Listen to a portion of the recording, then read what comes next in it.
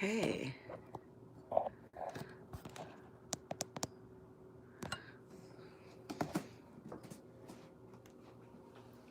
Hello. I don't think anyone's on yet. We're just getting started. We'll start in about 5 minutes.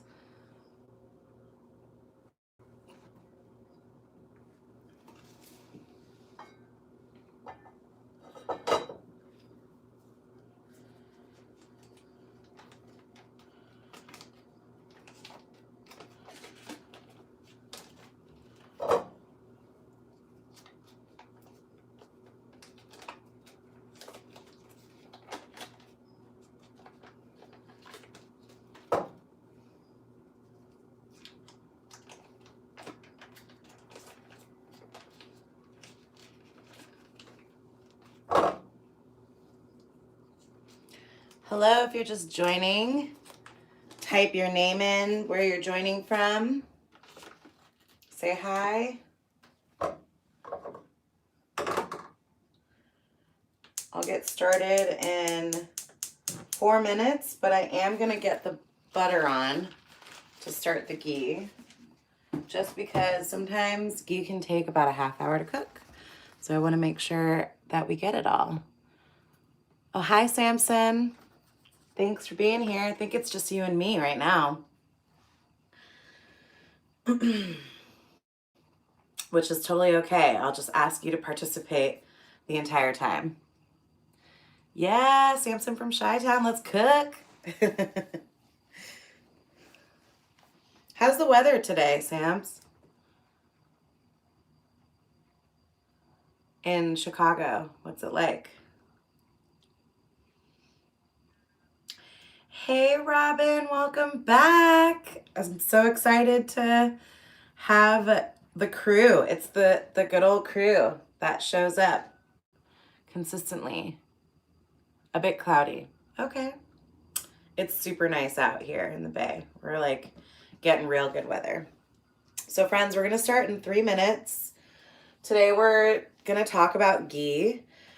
I've already put the butter in the pot to start cooking ghee, just because it can take up to 30 minutes for the ghee to actually cook. So I want to make sure that that you get all the goodness and that the ghee is ready by the end of this film, our session. So we'll start in 3 minutes, but I did just put the butter on. I'm gonna show you what it looks like. I mean, it's literally just melting butter, but I'm gonna move my camera. So that's the melting butter. And in a few minutes, we'll talk about how to make ghee. So if you are making it along with me, get your butter out and put it in a pot and turn it on. And always, you can watch this back afterwards to cook your own ghee. If you're just joining and you haven't yet, say hello, introduce yourself, your name, and where you're joining from. We'll get started in 2 minutes with the cooking lesson and the lesson about ghee and all of its amazing benefits.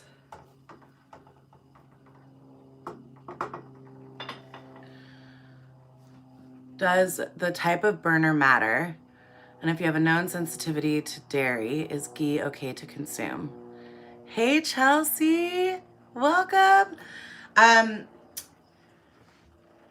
type of burner doesn't matter. The type of pot that you use ideally would be stainless steel, just so that you can see as it cooks. And we'll talk a little bit about the process of ghee. You need to have patience, and there's parts of the ghee where you need to listen to the bubbling and stuff.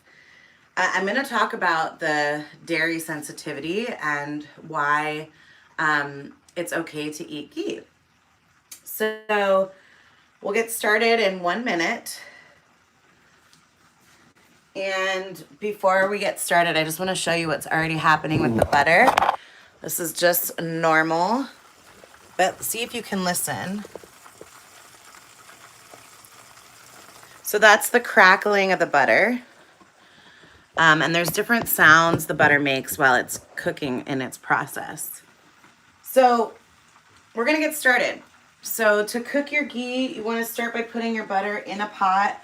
I turn it up high just to start melting the butter. Once the butter is melted, you want to turn it down so it doesn't burn.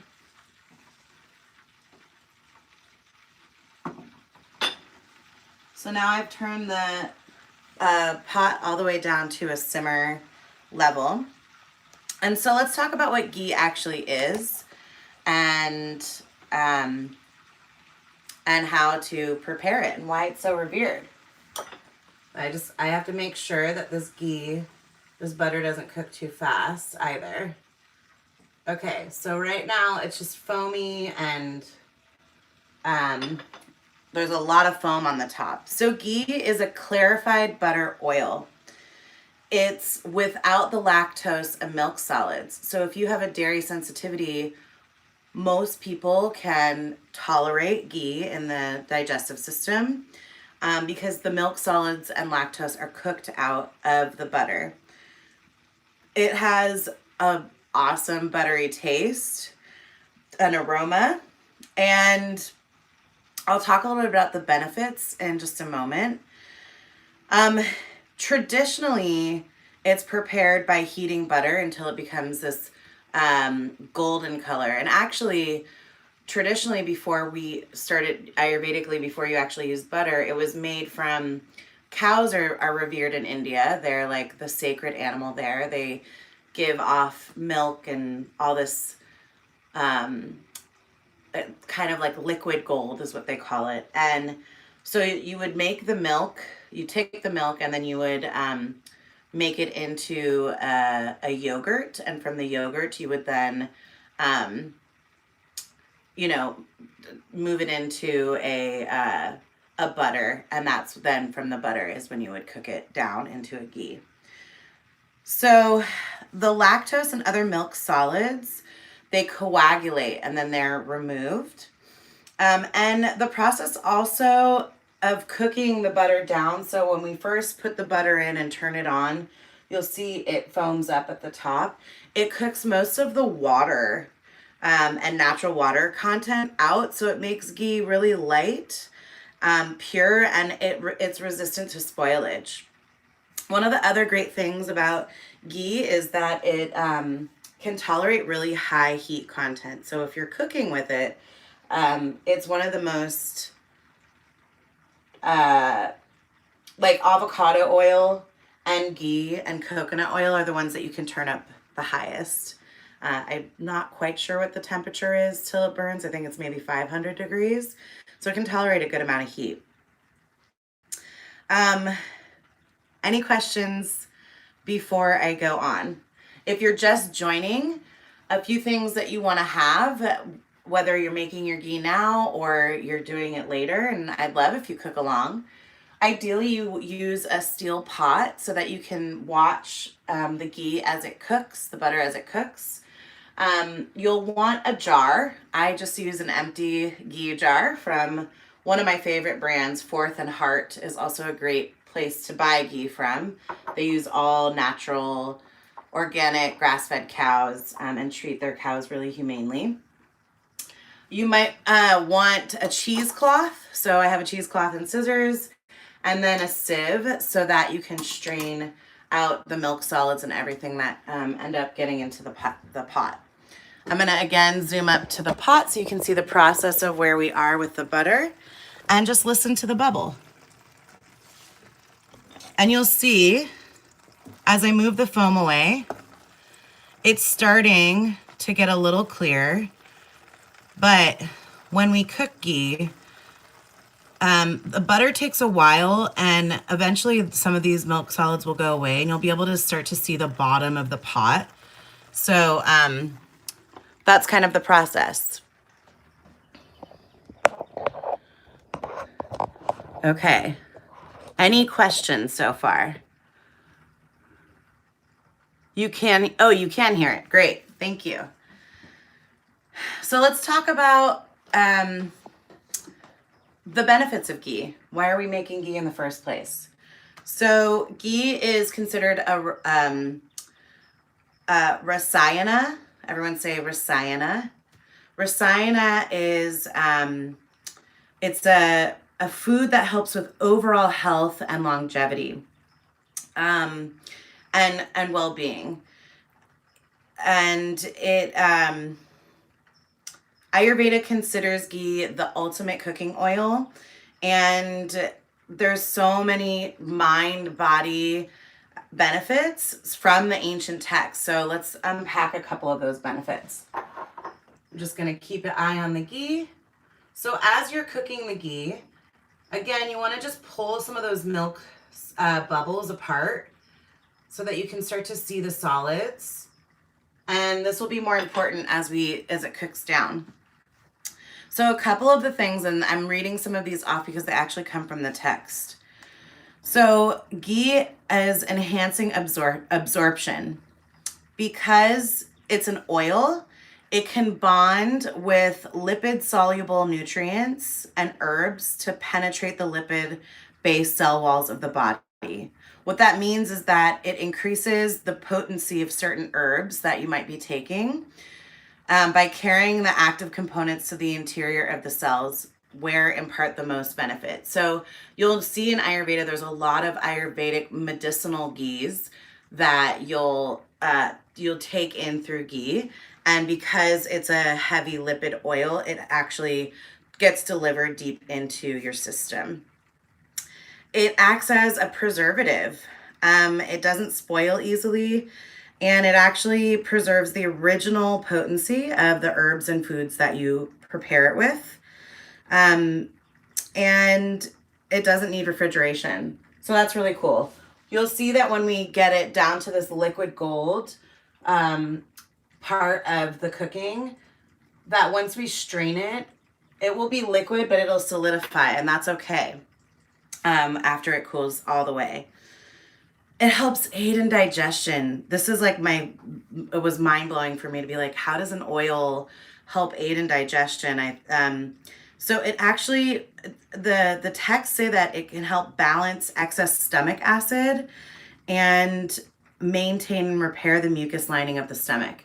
Because of its unctuousness, because it's oily, it can actually go in and rebuild. One of the coolest things that I learned from Dr. Douillard, he's a well-respected Ayurvedic practitioner, but also a doctor who brings modern science into backing up a lot of research, that ghee is high in butyric acid. And that is something that naturally our bodies produce in our stomach. But it is literally feeding the healthy gut microbiome. So you're restoring. And because in nature, ghee is cooling, it has a cooling effect. That's why it can help really calm over-acidic stomach disorders. And it helps to relieve mild burns. So topically, like aloe, you can prevent blistering if you burned your skin by putting ghee on any sort of burn. Okay, let's take a look before we go into more benefits. So now we're at this process of the ghee. Can everyone see? Trying to hold it. There we go. And I'm going to pull away some of these parts so you can start to see what the bottom of the pot looks like. Notice how there's still big bubbles. I'm going to stop talking so you can listen.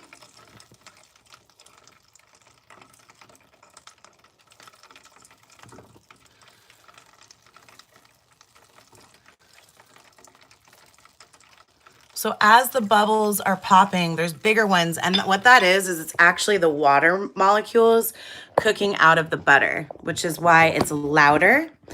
When we cook ghee and we're looking for like that sweet spot of cooking ghee is when the bubbles start to slow down of the water molecules cooking out. And we want to make sure that we hear the smaller bubbles. And that's when it's time to turn the heat and really pay attention to the ghee. So we've talked about so far how ghee helps to act as a preservative, how it helps to aid in digestion, how it can relieve mild burns, and you can use it topically. It also helps to sharpen the mind. So ghee is said to promote all three aspects of mental functioning, learning, memory, and recall. And because it's this literally like liquid gold, when you take it, it helps to, it works because it's a rasayana, it works in the rasa level, the lymph level of our tissue. And I know I talked about this a few weeks ago when we talked about the mind and the different doshas of the mind, but like literally what's happening is there's new research that we have brain lymph that gets dumped about 3 pounds a year from our brain. And so ghee helps to support that decongesting of that. And it promotes balance. So ghee balances both vata and pitta and can still be ingested by kapha, but in moderation.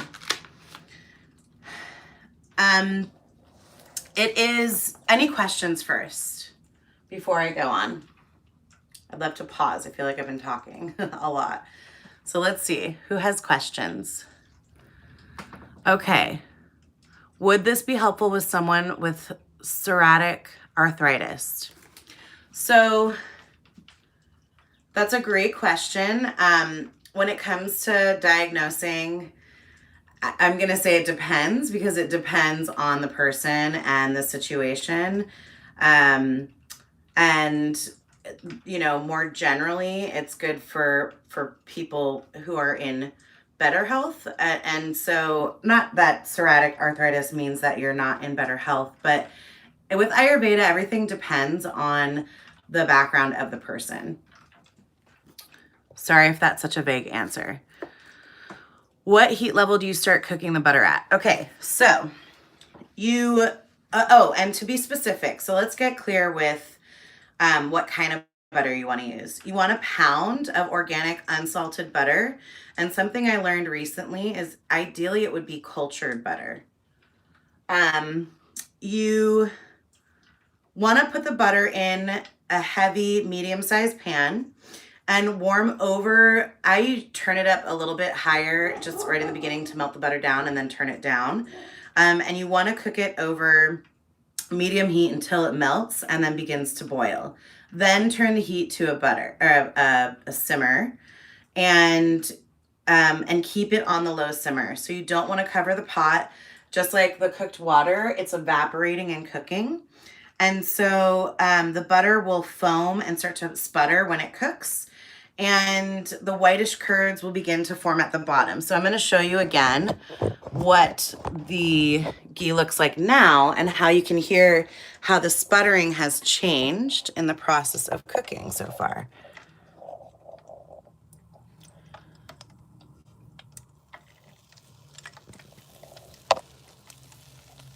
Actually, this cooked pretty fast. You can hear it starting to sputter a lot and see the brown speckles at the bottom. That's when we know to turn off the heat. Because what that means is all of the milk solids have started to cook down at the bottom and you don't want to burn your ghee. So if you don't turn off the heat, what will happen is it'll burn. Look at that. So see those brown spots at the bottom? That means that the milk solids have started to cook off. I'm going to move this off the heated thing and let it sit. It'll still cook. I just want to make sure you can see. Oh, this is challenging to do with a camera. Okay. Do you see that brownish stuff at the bottom? That means the milk proteins have started to cook off. Can I get closer?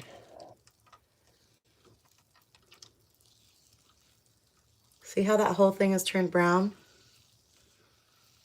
That's all the milk proteins. Okay.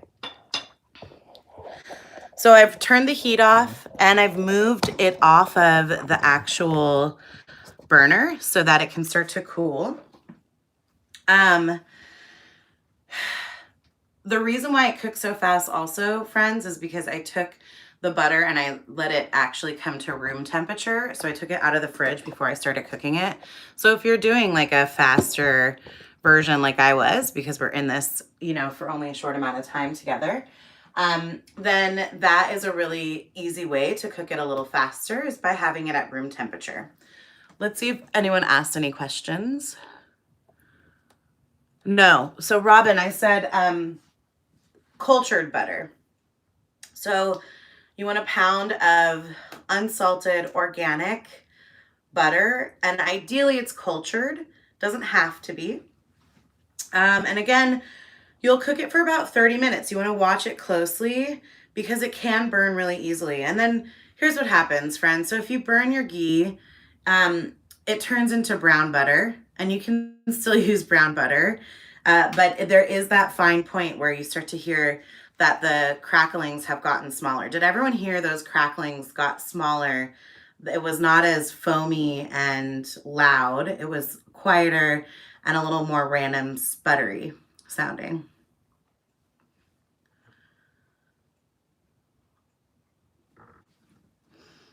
And were you able to see the brown spots at the bottom? Okay, cool. So, yay. So let the ghee cool until it is just warm. And then you'll pour it through a fine sieve, or with layers of cheesecloth, into a clean, dry glass container.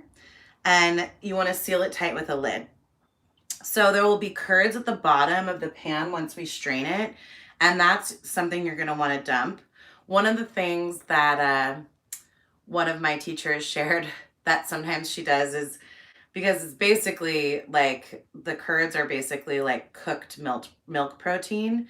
So one of the things that is like a sweet treat that some people like to enjoy is you take jaggery, and jaggery is like the finest form of sugar before you start to refine it. So it's kind of this chunky original sugar, and you put it in the bottom and you just like eat it out of the bottom. I've never done that, but you could probably do it with coconut sugar, or if you have turbinado sugar or something like that, and it would probably taste delicious if you can tolerate dairy. And then ghee can be kept on the kitchen shelf in a covered jar. It doesn't need to be refrigerated. And the medicinal properties of ghee are actually said to improve over time. So don't let the ghee out. Don't ladle it out with a wet spoon, because you don't want to get any water into the container. This will create more conditions for ghee to get bacteria in there. And keep in mind, remember I said that we've already cooked out the liquids in the ghee. So now what I'm going to do is prepare my cheesecloth. You can find, this isn't like, there's unbleached cheesecloth that's probably a little nicer than this one. This one is, I think it's bleached cheesecloth, but you want to take a fine piece. I take like about that much.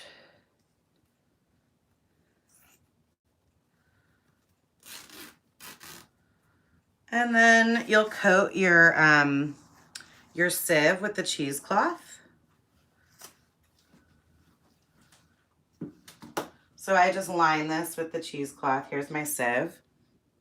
And then before I pour it into a jar, I actually pour it into a measuring cup, just because it's got a wider mouth than the jar does. I'm going to dry this measuring cup out so there's no water that gets in contact with the ghee. And also we're still letting the ghee cool down a little bit. So how do you use ghee? Ghee can be used to cook with. Like I said, it can tolerate high heat. Usually you want to use, no more than a tablespoon when you're cooking with ghee.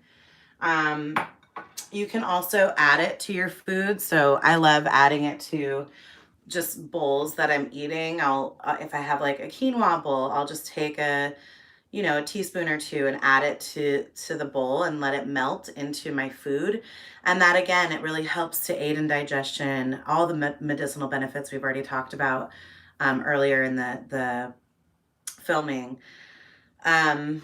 You can also, one of my favorite things, I've changed cooking spices forever because you can do a thing called tempering, which I'm actually going to cover at some point. We'll cover, cooking with spices. Probably next week, we'll do some spring cooking. And so now that we have the ghee, we'll talk about the different types of spices to use and we'll make some food with it. But you can heat ghee up in a pan and add like seeds. So I'll show you. I have celery seeds here. Here's celery seeds. You can use seeds like fennel or coriander or cumin, and then, or even if you want to use like mustard seeds, any of those seeds that have volatile oils, you'll put into, or even ginger, fresh ginger root or onions, and you add the spices. When you add it to the ghee, the volatile oils release. It takes about 2 minutes. You'll start to smell the aroma and then remove it from the heat. And that's when you add all of your seasonings into what you're cooking, as opposed to adding it into the food cooking. It brings out that much more flavor. And so that's one of my favorite uses of ghee. You can also add it to like a nice steamed milk at night if you're trying to build up your immunity, or what we call ojas. So that's a really great way to build more immunity in ojas. I know there's a whole fad or trend of bulletproof coffee. It depends on your body type and whether you should tolerate, drink coffee. This season is actually, coffee season's okay to have a little bit of black coffee without like loading a bunch of sugar. And you could add, maybe like a half a teaspoon of ghee to your cup of coffee. So now that it's cooled down a little, I want to show you what it looks like because the bubbles have started to disappear. There is the ghee, and you'll see all the brown stuff at the bottom.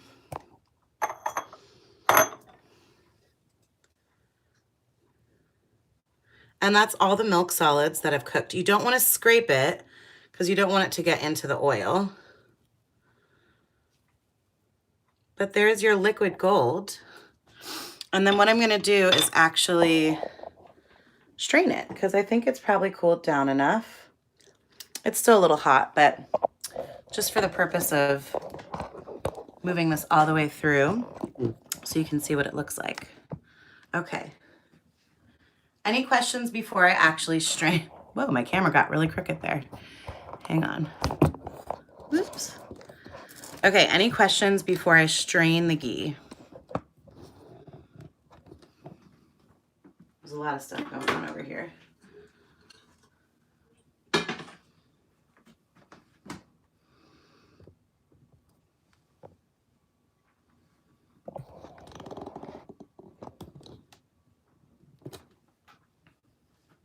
I'll keep checking to see if there's questions.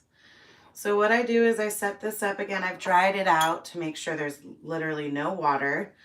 I've got the sieve in there and my jar is waiting. Once it's poured out, I'll take the ghee. You guys can, I think you can see it, and pour it into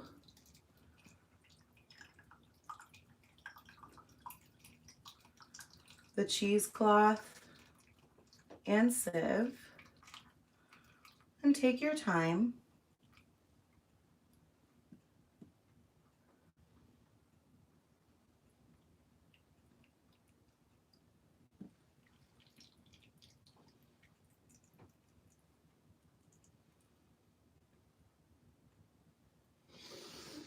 So that's the bottom of the pan. You'll see that all of that is the milk solids and milk protein that's been cooked. And then there's like also some chunky white stuff as well that's been cooked out of the ghee. The color of this is stunning. It's literally like the perfect color for ghee. And you can just take the cheesecloth and give it an extra little squeeze to get any final oil out. And then here's your ghee. I'm gonna pour it into the ghee container.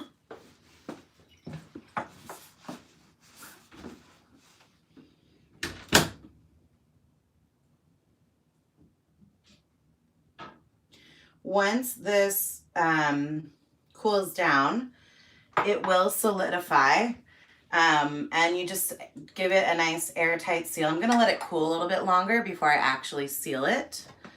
But there is your liquid gold ghee, and we have 5 minutes to spare. So you can reuse cheesecloth. I mean, it depends on what you've used it. Like I have one that I've been making a turmeric tonic with, and it's like stained yellow, but I reuse it for that.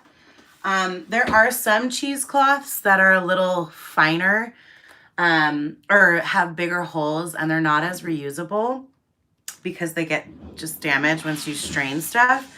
But the one that I do have is thicker.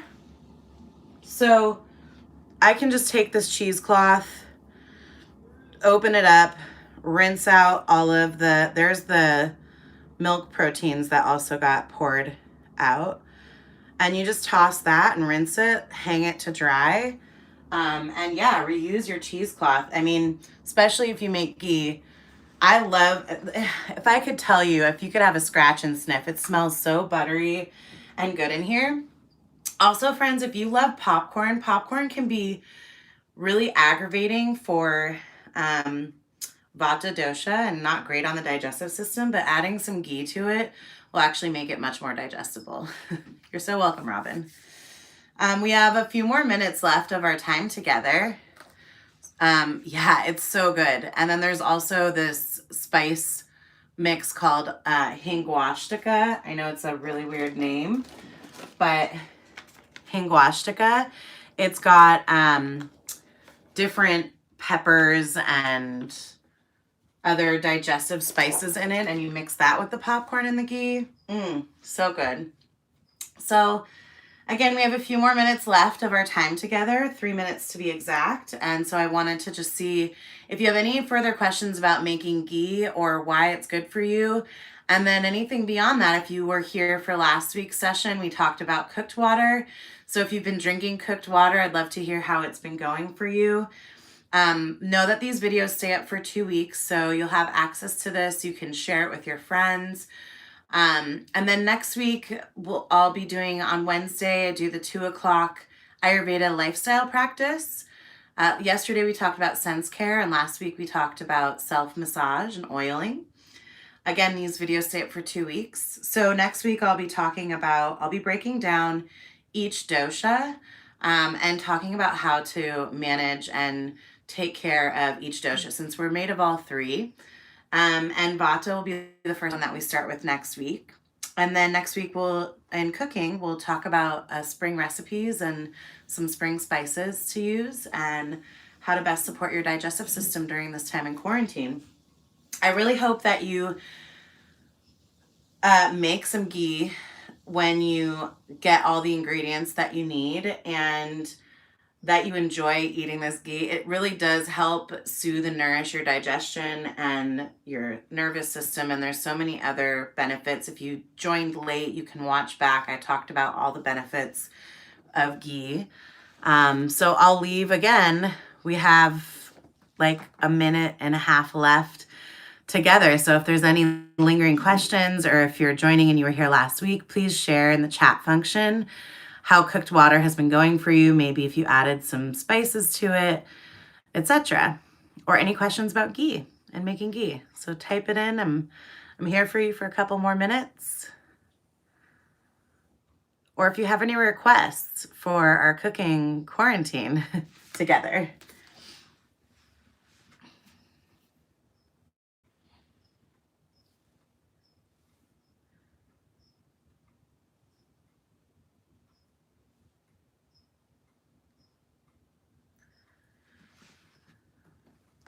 Did cooked water with mint all this week, sleeping through the night and not getting up every few hours to go to the bathroom. Yes. I know you're actually hydrated. Thank you, Ashley. Robin, thank you. You're updating your grocery list, and the cooked water was a game changer for you. I mean, it really is a game changer. It changed my entire digestive system, and also, Ashley, I experienced less elimination and having to get up in the middle of the night when I drank cooked water. Yeah, mint is so lovely, especially in this spring season. Okay, friends, well, that's our time together. If you have anything else you want to add, type in or shares about ghee. I can't wait to hear how it goes making ghee, and please feel free to connect with me via social media. You can find me at schmook.town on Instagram and send me a message. And please share this with people who you think would like to learn more about making ghee or supporting their digestion during this wild time that we're all in together. I really appreciate you all taking the time to be here, and happy eating and nourishing your system with ghee. Namaste. I'll leave the chat function open for one more minute if you want to say bye. Yay, thanks, Ash. Good to see you. I'm looking forward to it too.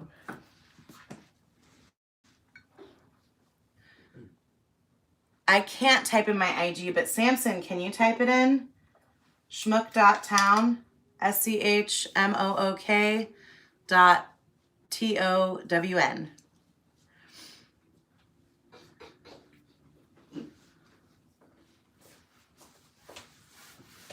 All right. Thank you so much, everybody. I'll see you all next week. Have a great day.